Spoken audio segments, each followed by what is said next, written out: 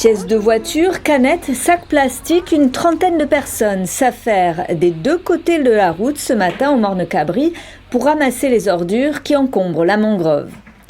Julien, lui, est à la recherche de micro-déchets. Et là, ça demande un travail de minutie où il faut véritablement caresser le sol et extraire justement tous ces éléments qui sont impropres au sol de la mangrove.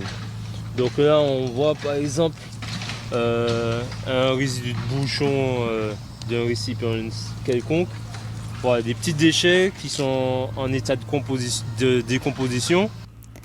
Agents de la ville du Lamentin, de la CACEM, membres d'associations et salariés des entreprises avoisinantes, tous mettent la main à la pâte pour permettre de faire revivre la mangrove. Après le nettoyage, place au reboisement. On plante des palétuviers, mais pas que. On plante aussi diverses espèces qui sont justement adaptées à l'eau douce pour justement accentuer cet effet tampon et freiner l'arrivée d'eau douce en fait dans la mangrove. Donc on a du côtelette, du bois côtelette, du savonnette rivière et du catalpa, enfin diverses espèces qu'on mélange et qu'on ne plante pas de façon linéaire, mais de façon un peu aléatoire pour que ça ait un aspect naturel justement.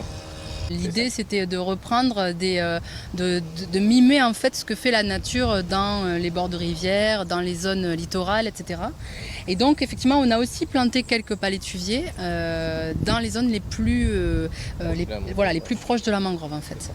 Ce matin, 120 jeunes arbres et arbustes sont plantés. Le programme Sauvons la mangrove à deux pas a été distingué par l'Union européenne qui finance cette réhabilitation. Objectif, restaurer un demi-hectare ici d'ici septembre 2022. Nous écrivons tous nos protocoles pour ensuite réhabiliter 10 hectares de mangroves au Lamentin. C'est notre objectif. Alors, on espère fédérer tous ceux qui voudront y participer. Je lance vraiment un appel aujourd'hui à tous ceux qui nous regardent. Aidez-nous à faire en sorte qu'il n'y ait plus de déchets dans cette mangrove. On ne peut pas continuer comme ça. On ne peut pas avoir des financements européens qui nous viennent de loin pour sauver cette mangrove et puis que nous-mêmes, là, on montre des images de mangroves pleines de déchets. Un appel à la responsabilité de tous les riverains et visiteurs. 10 camions de déchets ont été ramassés sur le secteur en une seule matinée.